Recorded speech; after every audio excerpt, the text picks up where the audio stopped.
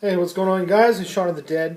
I had a subscriber of mine ask a question. He said it might be a stupid question, and I disagree. There's very few times that I've ever heard real stupid questions. Only time I consider it to be a stupid question is if I'm like, you know, I give a statement, and for instance, it's like, hey, what's your name? Or I answer it, hey, this is Shaun of the Dead. Hey, is this Shaun of the Dead? That's a stupid question. I just said I was. That's the only real stupid questions. Other than that, the only stupid question, other than something like that, is an unasked question. So if you need to know something, or you want to know something, or if you want to have some input on something, and to see what my thoughts are on your situation or your scenario, feel free to ask. As you can see, I really do care about my subscribers. So I'm doing this video mainly in part for the Plinkster, and his particular question of, if you shoot a zombie in the head and it's a dead creature, why is a headshot going to kill it? If it's brain dead anyway, why does the brain shot have to be what kills it? I thought, well, that's actually a really good question, actually. So I want to go over the different types of zombies, and the different ways to kill these different types of zombies, and why. So I figured this would be a nice, interesting little piece for everybody. We're going to start out with, I'm completely disagreeing regarding voodoo zombies. So voodoo zombies are not a part of this segment whatsoever. Because to me, I mean, at that point, you're looking at something else that's more of a ghoul that's being controlled by somebody else, and that's a completely different mythos and mindset altogether versus the traditional zombie apocalypse that we are discussing. What we are pretty much discussing is a viral / undead zombie apocalypse. So we'll start with Romero zombies. Romero zombies, if you were infected, you die, you come back, you become reanimated, and you come back to life and you maneuver around. You have enough human faculty, enough to walk like a human instead of on all fours, and you beat on stuff with your hands, so you're accustomed to beating on stuff with your hands. You grab stuff and you try to bite it. So you do have a handful of faculties. Most of it's animalistic, though, and instinct. It's not really higher education. Now, as you watch more of the Romero zombies, you can start to see that they start to evolve into a more intelligent life form. So shooting them in the head makes perfect sense because they have cognizant functions. They're then you have Night of the Living Dead, then Dawn of the Dead. Then you have Day of the Dead, which has a particular zombie that they were doing experiments on, and he was getting smarter and he was doing things. At the end, he was actually trying to fire a gun. And then, of course, it jumps into Land of the Dead, where zombies are picking up tools, and they were shooting guns, and moving as a herd, and they had a leader of the group. So they were showing signs of being very, well, I wouldn't call them educated, but they were intelligent. They had signs of intelligence beyond, what we would consider to be a zombie's intelligence. So shooting them in the head, if they have a cognizant function, then yes, you're destroying that cognizant function and you're destroying the brain, which is obviously keeping the rest of their stuff, their jazz going, so yes, that would kill them. Then you have like the Return of the Living Dead stuff, which is they eat brains, so if you shoot them in the brain, then why not? But they were even electrocuting them, so those were a chemical / biological attack that turned people into zombies. So they killed them with by electricity. They shot them up and stuff like that, beheaded them and all that. So then you have that segment. Well, then you have like 28 Days Later zombies. Well, they were burning them alive. And of course, I guess if you burn anything, you're obviously going to burn a brain up inside.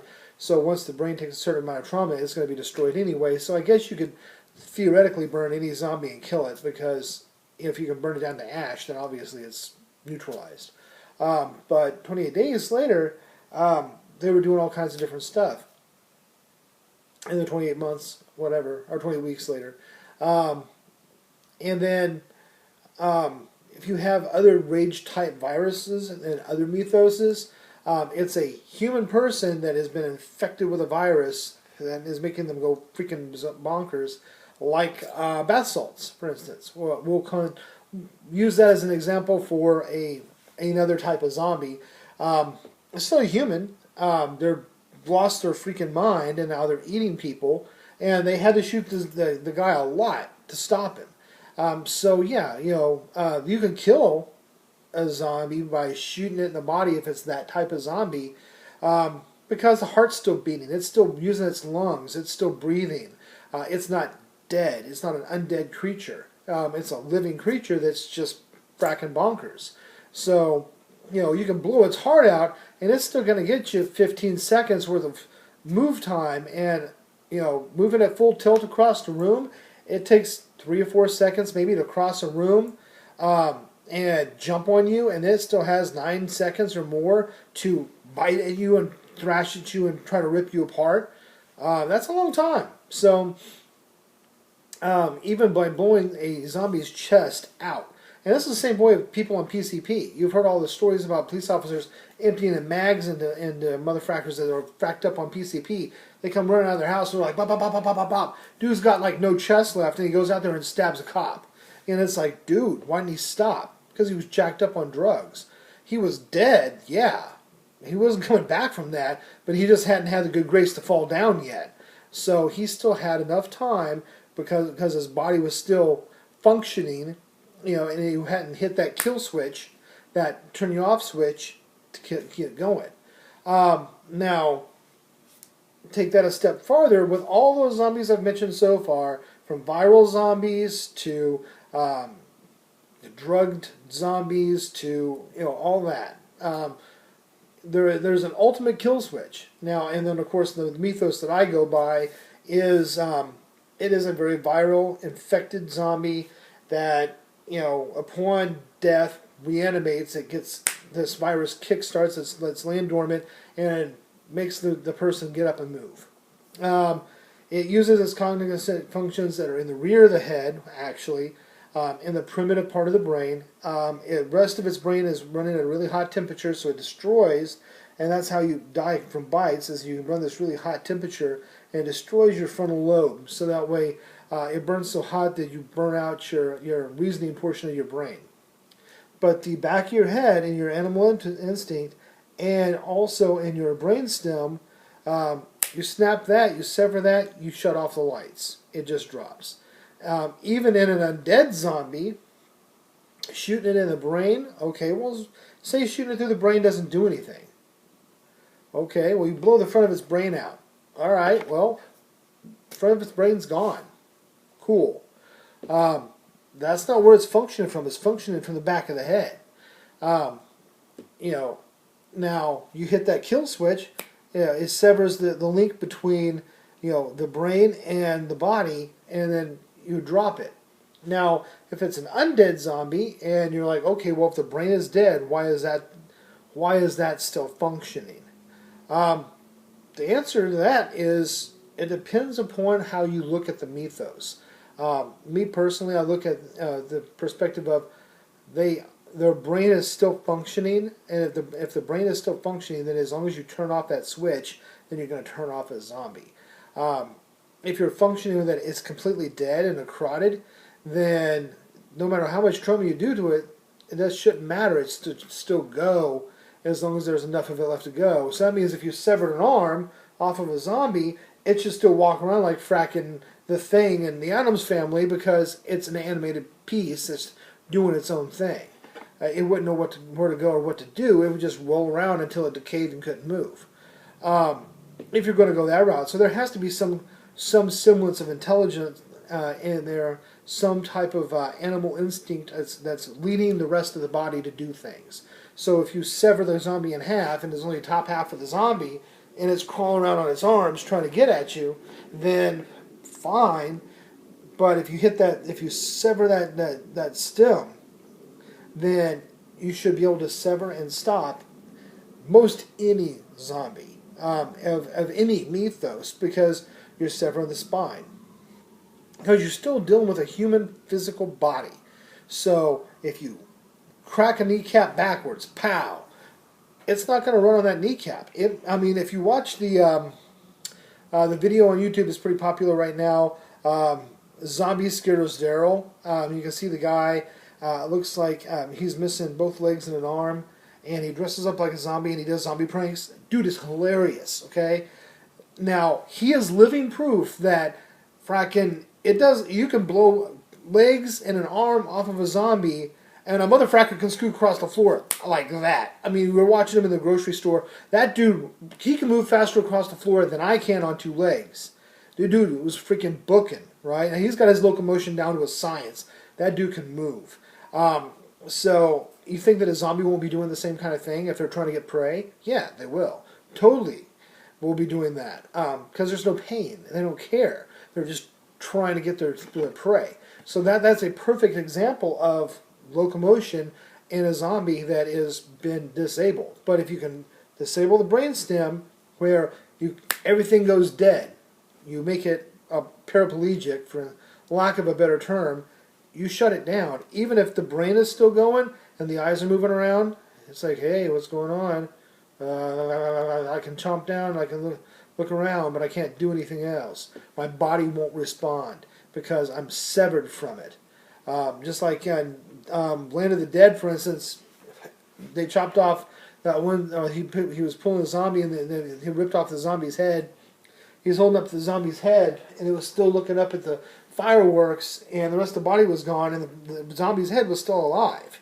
And this is in Land of the Dead, and the body wasn't doing anything. It wasn't moving around. I mean, the mouth would still try to bite you, but he was just holding it up, and then it was like, oh, so he dropped it, and he smashed its head to kill the zombie. So even Romero's undead zombies, destroying the brain is the only way to really stop the mouth from biting. It will still try to bite you, even as a quote-unquote undead zombie.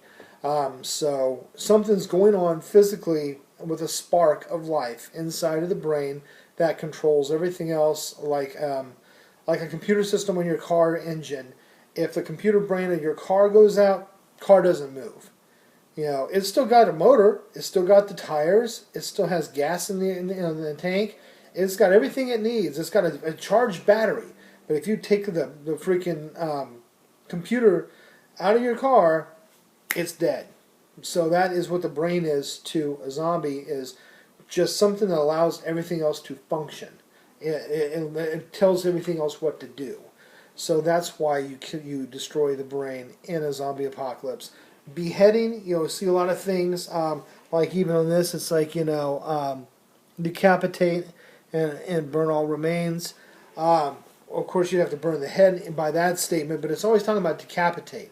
And I'm not a huge fan of decapitation of a zombie, because you still have part of the zombie sitting around that's dangerous. I mean, if I was going to be a dick in a zombie apocalypse, I'd cut off a bunch of zombies' heads and bury their heads face up all through my yard with just a thin layer across their faces. And then as people walk through my yard, they step down and they get bit on the foot or whatever by zombies. They trip over stuff and they fall in a punji pit that's full of zombie heads. And as they fall around and rolls around, all these heads are trying to bite them. I mean, that's kind of what I would do. That would be my booby trap. So I hope this answers your question, and I hope that this spawns some thought processes in your head. Tell me what other zombies that you might be thinking of that you would like to know about, and see how I would try to kill those also. As always, try to stay on topic and keep it respectful. And don't forget, subscribe.